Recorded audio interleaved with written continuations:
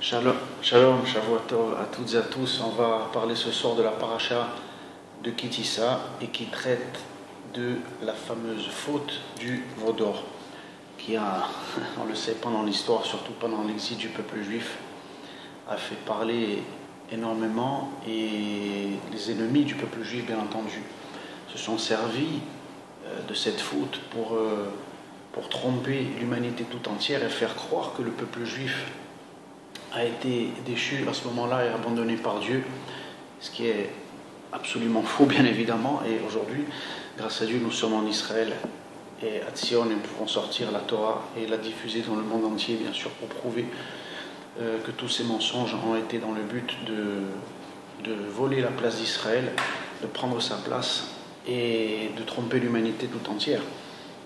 Donc on va s'assurer, il y a beaucoup de choses dans cette paracha, mais c'est vrai qu'on va traiter précisément avec beaucoup de messages de nos sages, la faute du veau d'or, pour essayer de mieux comprendre réellement ce qui s'est passé et l'interpréter. Il faut savoir tout d'abord que la faute du veau d'or, comme l'enseignent nos sages, a été commise par ce qu'on appelle le Erev Rav. Le Erev Rav était des gens qui ne faisaient pas partie des Bnei Israël lorsque les Bnei Israël étaient en Égypte. Et donc ils se sont introduits, on va dire infiltrés, lors de la sortie d'Égypte, parmi le peuple juif, et ont suivi, et donc ils ont été les instigateurs, ceux qui ont entraîné la faute du veau d'or, comme on va le voir. Alors, bien sûr qu'après, de toute manière, la faute est quand même retombée sur Israël, parce que nous, après, avec notre part, bien sûr, de responsabilité, et toujours, il y a la possibilité de ne pas faire, mais le moteur, ceux qui ont poussé et les instigateurs de cette faute étaient le Erev Rav, comme on va le voir. Le Erev Rav, il faut savoir que c'est une notion qui est très très très spéciale. Les sages dans le Tanya nous expliquent notamment que ce sont des personnes qui, au départ, quand ils sont sortis d'Égypte, étaient sincères, ils ont vu véritablement un dévoilement de Dieu à travers Moshe Rabbeinu, que donc ont suivi.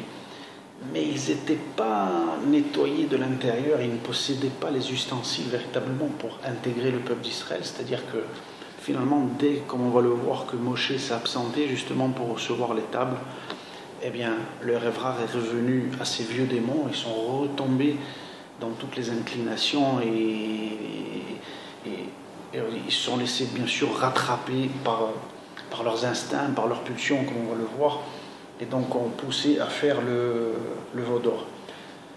Il faut savoir que c'est exactement la même notion qui revient toujours dans la Torah depuis Adam Arishon dans la faute du Gan Eden. Il faut savoir que les kabbalistes nous enseignent que Adam Arishon, de la même manière, lui dans le monde spirituel, avait voulu récupérer toutes les forces, même les plus éloignées, et en allant finalement les chercher tellement loin, ces clipotes, on va dire ces écorces, ces forces impures qui essayaient de les ramener dans la sainteté, lui-même finalement ça l'a fait tomber. Et finalement, c'est exactement ce qui arrive à Moshe, puisqu'on sait que Adam Arishon était une âne globale d'Israël, donc qui est descendu bien entendu aussi dans Moshe Rabbeinu. Et donc Moshe a fait la même chose, c'est-à-dire que lorsqu'il était en Mitzraïm, il a essayé de ramener tout le monde, bien entendu, dans la lumière divine, dans le dévoilement d'Hachem, juifs, non-juifs, etc. Et même ce Erev Rav qui était là. Le problème, c'est que c'est passé la même chose. C'est que le Erev Rav n'était pas prêt pour recevoir cette lumière, et au moment donné où Moshe doit monter, donc prendre les tables et faire la révélation avec le peuple d'Israël, il y a cette faute de précipitation, de refuser d'attendre, et il y a cette élaboration du veau d'or. On va voir ce que ça veut dire dans les codes, le veau d'or, bien évidemment. Chet à Egel en hébreu. Egel, on le sait dans la Kabbalah, la notion de Igulim, quand on va voir Igulim qui veut dire la notion de circularité. On va voir la notion expliquée par les kabbalistes qui est très intéressante de la ligne et du cercle. Donc le Hegel, le veau, représente la matérialité, bien entendu, déjà par lui, par sa forme, puisque il représente le travail, donc de la terre, etc. Mais dans la notion de Igulim, cette faute représente le refus finalement de donner un sens finalement avec la réception de la prophétie, des valeurs divines, et de rester dans le monde de la matière enfermé dans un cercle, de tourner en rond finalement, et de ne jamais donner de sens.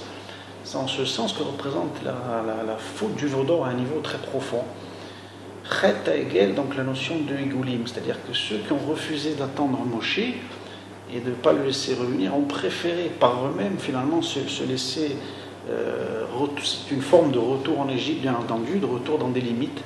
Donc ils sont restés enfermés dans la circularité et donc dans la notion de Seth, justement, qui est représentée par l'Égypte, où c'est un cycle qui continue de manière perpétuelle, et l'homme est enfermé dedans et pris dans ses instincts, dans le monde de la matière, et n'arrive jamais à se libérer. Donc c'est un peu le système justement de la semaine, des 6 jours de la semaine, puis vient justement ce Shabbat, comme on va le voir, qui est dans la paracha de Kitissa, le don du Shabbat au peuple d'Israël, qui vient cesser finalement cette notion de circularité du 6, et le Shabbat qui représente la ligne justement vient compléter avec le cercle. Les kabbalistes nous disent justement qu'il ne peut pas, pour que la délivrance du monde se fasse, il faut qu'il y ait la notion de ligne accompagnée du cercle, qui représente ce monde dans lequel on est, qui est le monde du cercle, bien évidemment. Et aujourd'hui, même la science le dit beaucoup, cette notion de circularité par les ondes. Tout fonctionne de matière, les atomes, etc., de manière circulaire. Mais il faut justement, pour que les choses aient un sens, qu'il y ait cette ligne, justement, qui est représentée par cette verticalité et cette montée de Moshe Rabbeinu, par le nom même Israël, Yachar El, qui veut dire que si on le décompose, Israël, Yachar El, la droite vers Dieu. Donc faire descendre une ligne dans un cercle, c'était tout le sens finalement et tout le but qu'avait la réception des premières tables qui ont été brisées, et par cette faute, donc, bien évidemment, qui n'a pas pu être faite. Donc il y a eu un refus de prendre la ligne, de prendre le sens. Alors ça nous ouvre bien évidemment les portes sur beaucoup de choses. Et combien on a vu de cette brèche qui a été ouverte là, ouverte dans l'histoire des catastrophes, tout simplement l'homme qui prend des décisions par lui-même en croyant que c'est par ses propres moyens qui construit le monde et non pas que les forces lui viennent de Dieu. Par exemple, on a pu le voir là très récemment à la recréation de l'État d'Israël, où bien sûr il fallait passer par une notion d'abord matérielle, de recréer un corps, et pour ensuite préparer justement le terrain pour que l'âme puisse descendre. Mais beaucoup justement on était dans cette pensée. Ils pensaient que tout ce qui s'est créé au départ, parce qu'il n'y avait pas encore l'apport des valeurs de la Torah, beaucoup pensaient que c'était par la force de leurs bras, que juste par leur intellect à eux, donc leur ego, tout. Et donc on oublie que finalement tout ce miracle-là, c'était Dieu qui était derrière, qui donnait toutes ces forces pour qu'on puisse réaliser notre renaissance sur la terre d'Israël et toutes les guerres qu'on a gagnées par miracle. Si Dieu n'était pas là, on n'aurait pas pu les gagner, bien entendu, tout seul. Et donc la faute du veau d'or, c'est toujours cet oubli de la source principale. Alors d'une manière plus profonde encore, et pour être précis, c'est surtout la notion de lien qui va faire le lien entre Dieu et ce monde qui a été refusé par les gens qui ont fait le veau d'or. Entre guillemets, l'intermédiaire qui passait entre Dieu et le peuple d'Israël était Moshe.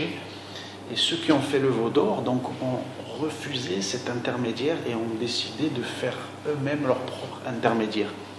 Et là encore, ça nous ouvre les portes sur beaucoup de choses que l'on peut voir aujourd'hui. Par exemple, aujourd'hui, l'actualité nous montre malheureusement tous les problèmes d'antisémitisme dans le monde qui touchent les juifs de partout. Et en règle générale, je parle bien entendu, les communautés, ou certains chefs de communautés aujourd'hui, qui sont en France ou ailleurs, et qui refusent de lâcher, de dire aux Juifs de monter en Israël, ils sont dans une forme de faute du veau d'or, parce que finalement, ils pensent pouvoir faire confiance aux États dans lesquels ils sont. Ils vont croire des Emmanuel Macron ou donc ils vont construire une forme d'idolâtrie, des intermédiaires, ils vont se fier aux nations du monde au lieu de s'en remettre à Dieu, de la volonté de Dieu. Ils vont créer des intermédiaires eux-mêmes. Et donc ça aussi, ce sont des fautes du veau d'or qu'on voit aujourd'hui dans l'actualité, malheureusement. Et on espère qu'il n'y aura pas trop de coups en exil et qu'Hachem ne sera pas obligé d'envoyer des signes plus forts que ça pour réveiller, et que ceux qui sont encore prisonniers arrivent bien entendu à faire, non pas la volonté de certains, comme ça les arrange, voudraient faire, mais la volonté de Dieu, s'annuler comme justement on représente Moshe, qui était le symbole même de l'humilité, et celui qui s'annulait tout le temps, d'arrêter de vouloir faire, d'inventer ses propres conceptions, d'inventer soi-même une religion qui n'existe pas, et de faire la volonté de Dieu. La volonté de Dieu est bien entendu de reconstruire son royaume à partir d'une nation sur la terre d'Israël, et non de laisser des individus éparpillés un petit peu partout dans le monde qui se sont inventés des religions. Et donc c'est ça la faute du veau d'or aussi. La faute du veau d'or, c'est toutes ces inventions. On l'a vu dans l'histoire, notamment il y a 2000 ans aussi, avec bien entendu ce qu'on sait, là, la création de la religion chrétienne, qui a été bien entendu de la même manière une création de refuser finalement la source, l'origine principale, qui est Dieu et l'Assemblée d'Israël à travers les lois, la prophétie que nous avons reçues ensemble au Har Sinaï avec Moshe Rabbeinu, un substitut, un autre intermédiaire, donc qui est passé, on le sait, par quelqu'un, qui s'est présenté, qui a dit qu'il était le Messie, etc. Donc qui a entraîné, bien sûr le peuple d'Israël non, parce que nous on était prêts, et donc on était préparés bien entendu à ce type de personnes qui pouvaient venir, c'est pour ça qu'on n'est pas tombé dans le piège. Mais les nations du monde qui n'avaient pas reçu la Torah et qui n'étaient pas initiées déjà, qui n'avaient pas eu le message auparavant, sont tombés dans le piège bien évidemment. Et donc l'humanité tout entière s'est détournée de sa source, qui est au départ la Torah et Israël, pour tomber dans un veau d'or, justement, qui les a emmenés finalement à quelque chose qui est complètement déconnecté de la réalité. Une religion qu'on veut voir juste de l'esprit, où il n'y a plus, de toute façon, aucune pratique, plus rien du tout. Et l'Occident, bien entendu, c'est comme ça, c'était obligatoire que les choses arrivent comme ça, et tomber dans une perversion morale et a tout perdu au niveau, parce que l'esprit, s'il n'est pas accompagné d'une action au quotidien, c'est des choses qui ne tiennent pas sur la durée. Donc après vient remplacer d'autres choses, d'autres systèmes démocratiques ou moraux inventés par les hommes, et donc la religion reste quelque chose d'une vapeur comme ça, qui reste dans le ciel et qui finalement ne peut jamais s'habiller sur terre. C'est ce qu'a réussi, entre guillemets, à faire les forces contraires qui vont empêcher justement le projet divin de se réaliser à travers ce veau d'or, à travers, par exemple, la création, il y a 2000 ans, de la religion catholique, par exemple, de l'islam par la suite, qui a refait exactement un veau d'or aussi, qui a fait le même modèle, qui s'est substitué, qui a voulu choisir un autre intermédiaire, s'est inventé un prophète qui n'était pas du tout. Et on voit que de toute façon, toutes ces créations, ces intermédiaires, tous ces veaux d'or ont mené à des catastrophes, à de la destruction, parce qu'on a refusé finalement la véritable alliance, cette véritable ligne qui représentait la Torah reçue par Israël et par Moshe, et le cercle se monte. Donc on voit que la notion de veau d'or est extrêmement, extrêmement profonde. Et là, ce qui est très très beau, c'est la plaidoirie que va faire Moshe, qui est vraiment un message fondamental qu'il faut enseigner à tout le monde. Et combien, moi-même quand j'ai lu cette magnifique plaidoirie, je me dis, mais combien de personnes qui sont mariées auraient pu éviter de divorcer en voyant une telle merveille. C'est-à-dire, finalement, on peut se dire qu'à un niveau profond, les fautes justement qu'on voit dans la Bible et dans la Torah sont tout le temps des choses qui sont voulues pour nous faire comprendre des messages, bien évidemment, sinon on n'apprendrait rien. Et surtout la faute du veau d'or, qui est un message extraordinaire. Donc Moshe vient et finalement Dieu, c'est une forme de test. Il lui dit, voilà, il y a eu cette faute, c'est du peuple d'Israël, donc maintenant, moi je ne peux plus accompagner le peuple d'Israël, ça sera un ange. Donc une manière, un de mes représentants qui va accompagner le peuple d'Israël jusqu'à la rentrée en Terre Sainte, et donc moi je ne peux pas, parce que la lumière est trop forte, et si c'est moi qui accompagne le peuple d'Israël, ils ne tiendront pas, et je vais être obligé, entre guillemets, Dieu nous préserve de détruire le peuple. Et Moshe ne se laisse pas, bien entendu, jouer sur ces mots-là, et va au bout, et cette discussion, Moshe lui dit, c'est pas possible, tu vas pas quand même... Maintenant, on vient de sortir d'Égypte. Tu as opéré des miracles.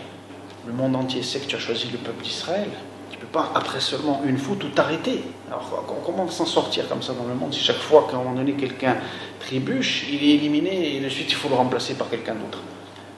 Hachem commence à aimer le discours de Moshe et au fur et à mesure il continue donc à le faire parler.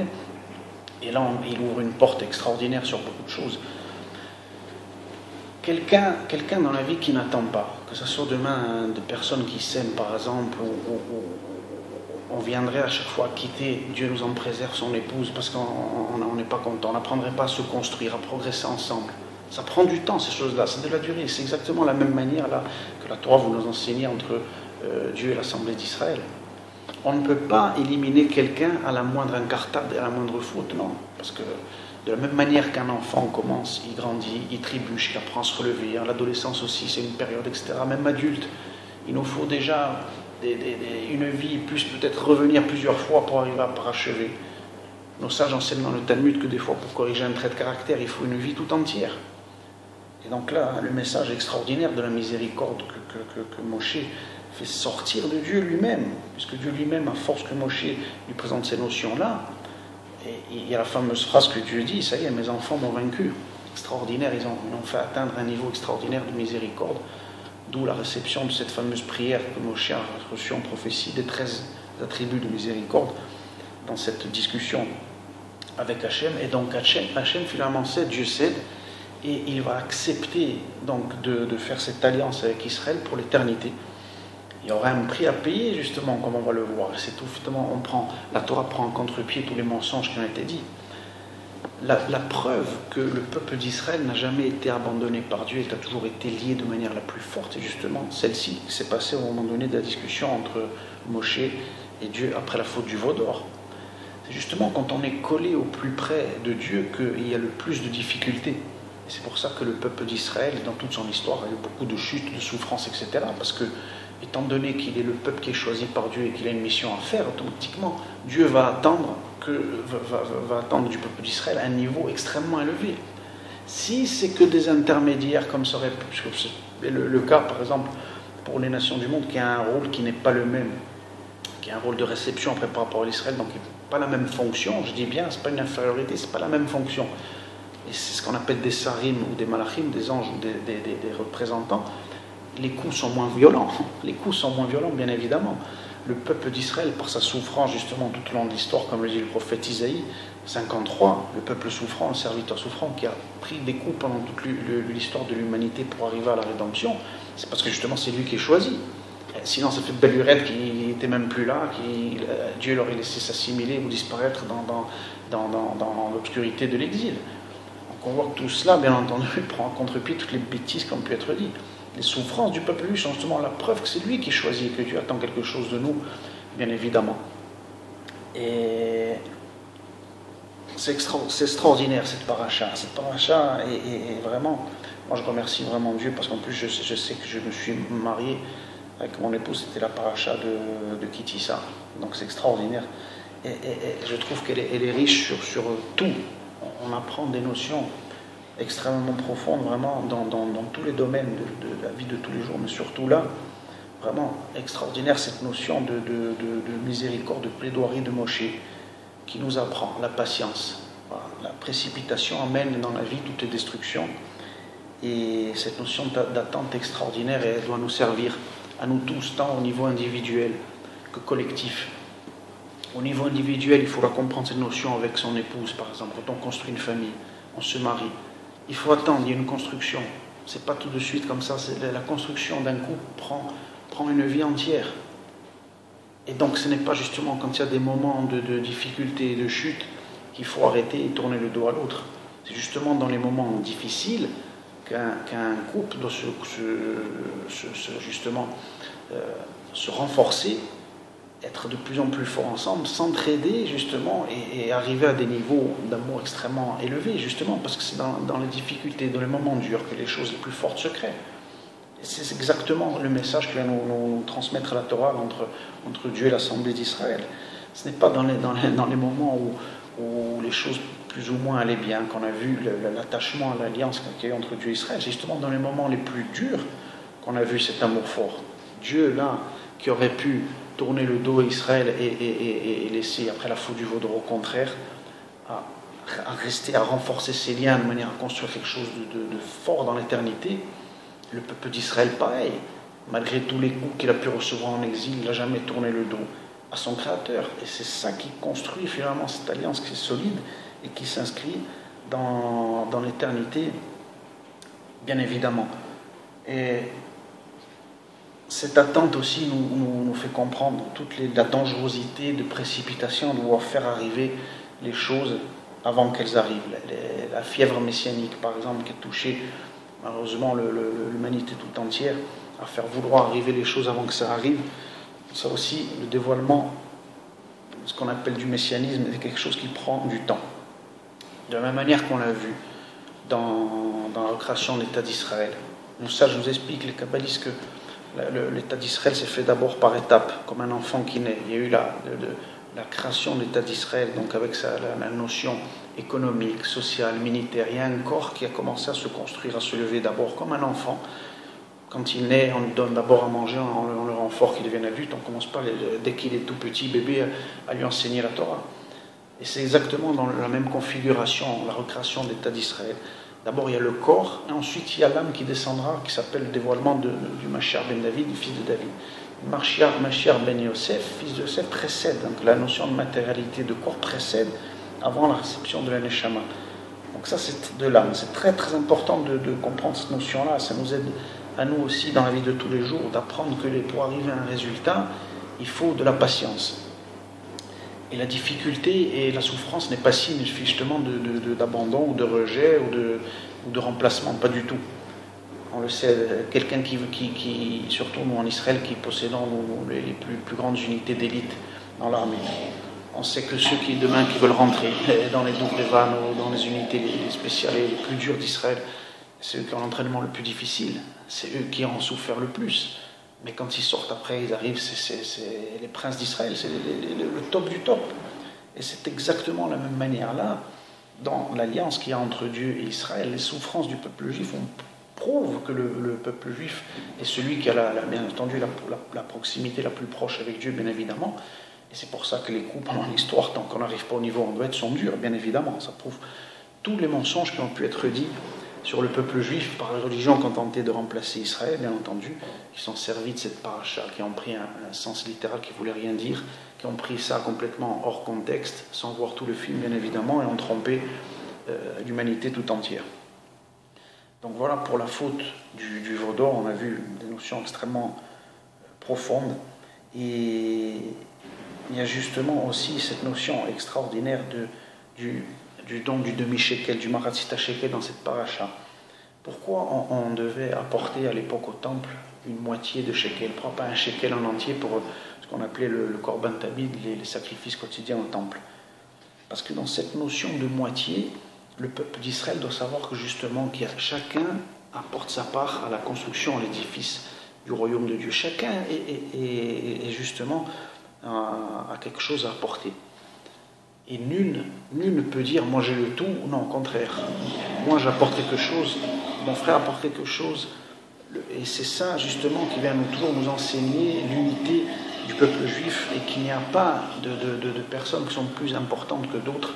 Chacun doit porter sa part qui est importante dans la construction et dans le puzzle. Si une pièce manque, le dévoilement ne peut pas se faire. C'est une notion extrêmement importante aussi, ça, extrêmement importante. D'où encore justement la faute de ceux qui ne rejoignent pas le peuple d'Israël ici et qui restent en exil. Des individus sont des pièces manquantes au puzzle et qui empêchent finalement le dévoilement de se faire. Cette notion d'unité du maratzita shekel vient bien signifier que nous devons tous être ici et reconstituer une nation globale, un klal complet, pour permettre à Dieu de se dévoiler. Et il y a notamment aussi, pour terminer, cette notion de Moshe Rabbeinu qui prend Betzalel donc pour faire la mise en détail du Mishkan, donc du tabernacle, là, une notion encore très profonde. On voit que c'est tout le temps comme ça dans l'histoire du peuple juif, c'est-à-dire qu'il y a celui qui prend les choses à un niveau extrêmement élevé, au niveau ciel, mais après il y a la réalisation, et ça marche toujours par deux comme ça. Alors moi je me suis fait, c'est une question que je poserai d'ailleurs, Mais je me dis que Betzalel, il y a une forte ressemblance avec le Ari Kadosh, qui est un des plus grands kabbalistes du peuple d'Israël, parce que lui-même avait 13 ans aussi, tout comme Betzalel. Et Betzalel, nos sages disent dans cette paracha qu'il avait une sagesse extraordinaire, qu'il connaissait tous les secrets de la création, et qui est de la tribu de Yehuda d'ailleurs, qui représente la royauté.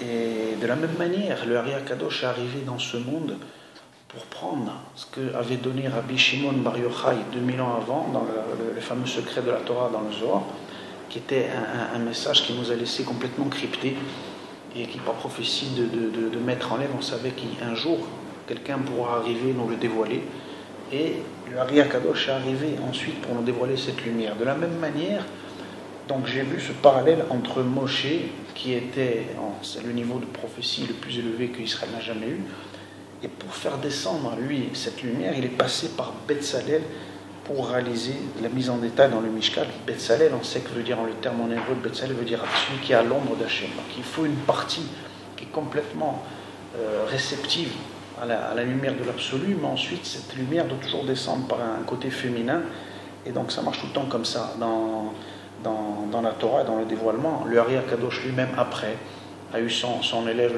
le Rav Chaim Vital, qui lui-même mettait en écrit tout ce qu'il recevait. Donc on voit aussi, pour ça, pour revenir à Maratzit Shekel, que c'est toujours pareil, il faut une moitié et une autre, une dimension masculine et féminine.